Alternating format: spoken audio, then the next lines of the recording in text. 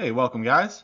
Today we're going to be doing a little painting and decal application for our Tamiya, the Panzer IV 70-A. Now, as you can see, you have the finished product here in front of you, decals applied, three-tone German camouflage, applied with some speckling as well.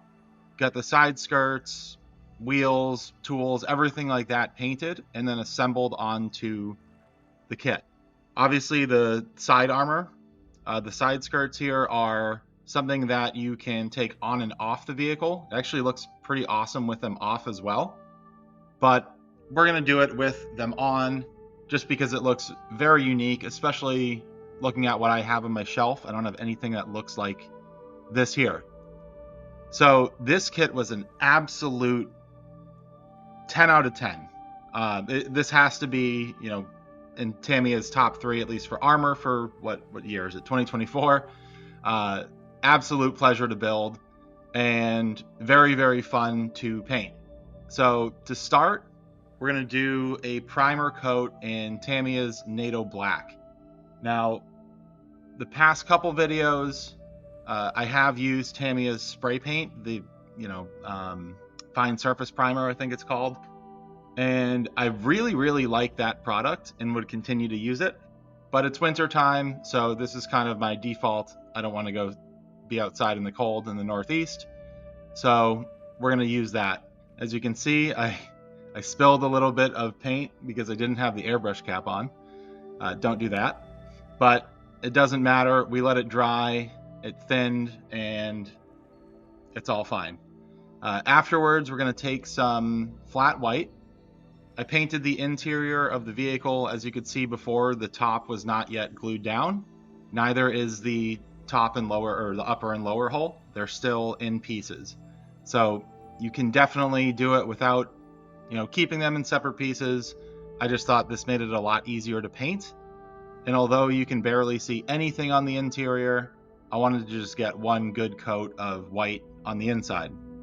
Then when it's in the same, you still have it in the cup, I just went and I don't really go for any spot in particular with the white. Just kind of get it on the vehicle. Pre-shading, it matters, but a lot gets covered up in weathering, and we're going to try post-shading later anyways. Then we have our dark yellow applied.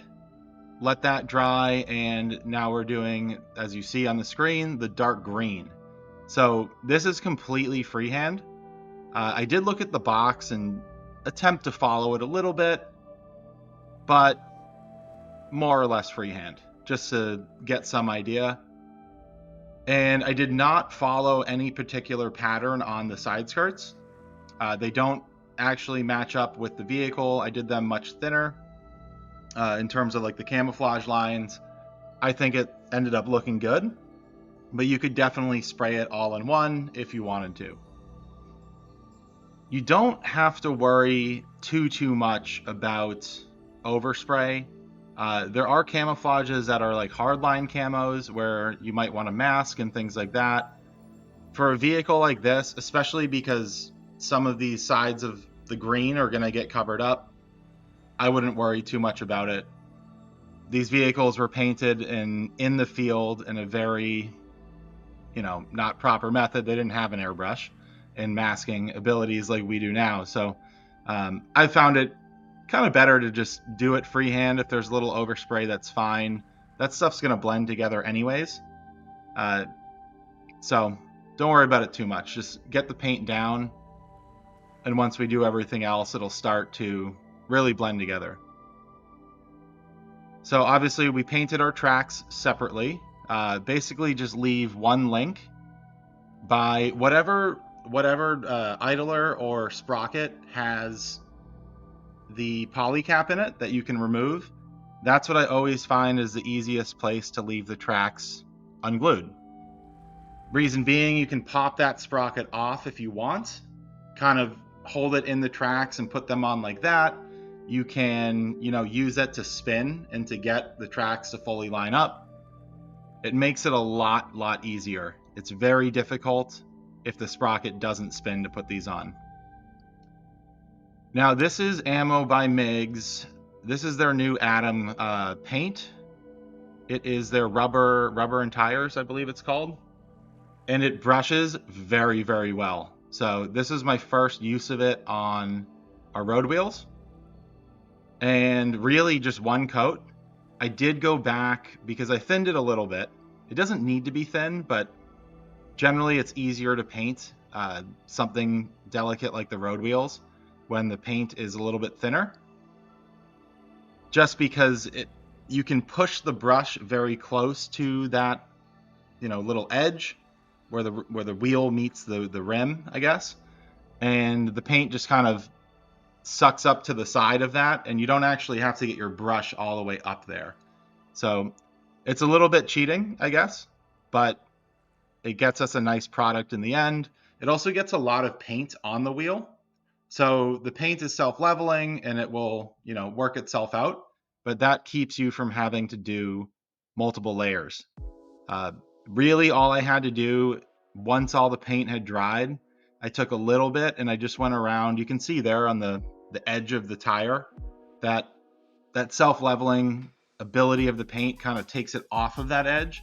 So just go back really quick with a brush and hit the top and bottom. It doesn't have to be perfect. Again, we're going to put dust and dirt and everything on this, so you just want to make sure that you get a good base down. Next up, we're going to do some speckling here. So not really, I guess it's not really speckling. We're going to hand paint on the speckles, as we'll call it, with our dark yellow. Now, if any of you haven't used Tamiya's paint retarder, this might be the best product that Tamiya has, at least the most game-changing. It's also one of the hardest to find, but you barely use any. I got this bottle. This is a new bottle, I don't know, 4 months ago. And if I put the cap back on, I could sell it as brand new. You wouldn't even know that there's any paint gone. You really, it acts as a thinner as well. You just put like 1 or 2 drops or 1 or 2 drops of paint. It slows down the drying time, right, is what it's going to do. But it's going to slow it down so much that you could come back in a couple hours and that paint will still be wet in the palette. It makes cleanup a lot easier.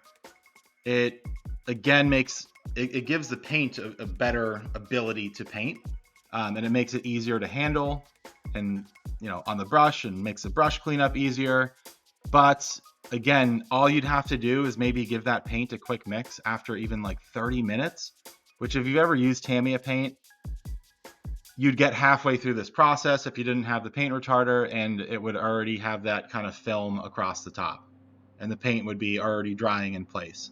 So it is a game changer for Tamiya paints, and it might be, like I said, their most game-changing product.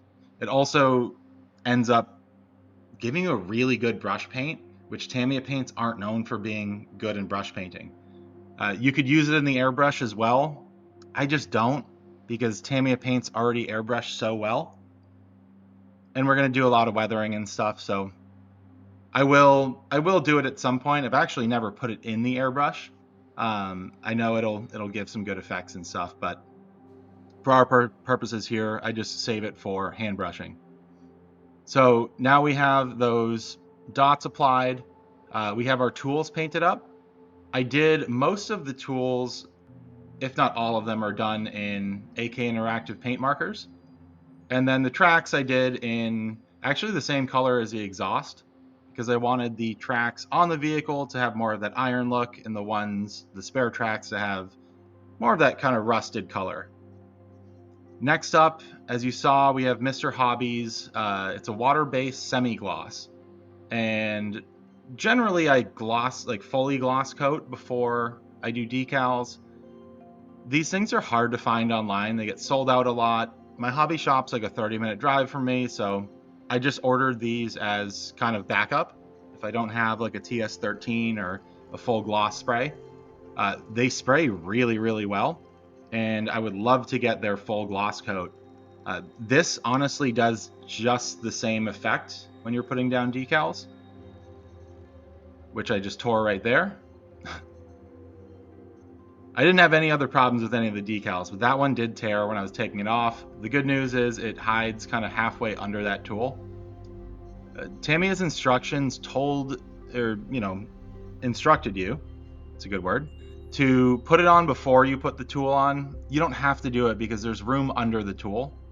Uh, I don't really think it would be any easier than it is like this, but up to you when you build it, if you build it, how you want to put that on. I think it's obviously easier after you've kind of put everything on the vehicle to do decals. So just as always, especially with Tamiya decals, but with any in general, I get the water in my faucet so that it's steaming. Let it run for a minute or two until it's really as hot as it's going to come out of your faucet. And I have everything ready to go on my table, my bench. So as soon as I bring that hot cup of water over, I can start applying decals. I find that one, you only really have to soak it for a couple seconds before it starts to come off the paper. It just makes them a lot easier to handle. And because Tamiya decals are a little thicker, I think it does help with the carrier film. I don't know the science behind it. I've just had better results doing it. So I continue to do it. Now, I kind of followed the paint guide here. I think it was option A had the speckled camo and it had these iron crosses. And then as you can see, a nice little decal to bring out some detail in the fire extinguisher.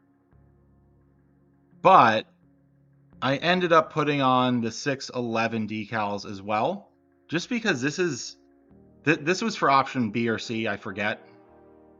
But it's a really, really big tank. It's really boxy, and there's a lot of surface area. And I just thought it would look better with something other than these tiny little iron crosses. So you definitely don't have to do that if you want to follow the guide. I, again, kind of just combine the two. I think it gives it a little bit more life. So that part is up to you, but that's my quick explanation for why I did that. Next up is Tamiya's Mark Fit Strong. Now this is what I use. Basically, I've used it for years now on all my decals. There's plenty of other products out there, Microsol, Microset, Ammo by MiG makes one, I think AK makes one, everyone kind of makes one. This is just what has stuck with me. I ended up doing 3 layers of it on these decals. The first 2 layers, I didn't really get anything from them. That third layer was a game changer. That's where all of a sudden a lot of that carrier film started to, I guess, just melt away and kind of disappear. And what it's going to do is it's going to make the decals look less stickery and more like they've been painted on. So very important there. Once we have the decals done and that Mark Fit has dried, I do very light coats of TS80 here, which is Tamiya's flat clear coat, and we're done. Now, make sure you're very careful and you go very light with the TS80 because it does have a history of eating decals. I find it doesn't eat Tamiya decals, probably because they're thicker, but when I use it on the Airfix kit and others where you have some thinner decals, or Decals if you're in the UK, it definitely will kind of eat those a little bit. So if you've made it this far, I would ask you to please like and subscribe. This was video number 2 for Tamiya's Panzer 70A. Now that we have it painted, decals put on, clear coat applied, what we're going to do is we're going to let this TS80 clear coat really set in and fully cure. Now, you'll find different things online about how long it takes to cure. It's at least 24 hours.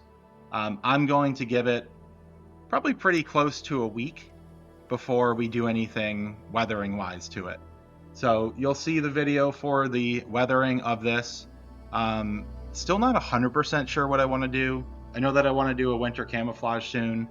I don't know if this will be the vehicle to do it. I have this and the other 70 Lang, I think it's called. So one of these two will get the winter camo. Haven't decided that yet, but I appreciate you guys watching. I hope you enjoyed the video, and we will see you on the next one. I'll leave you here with the finished product for a couple minutes.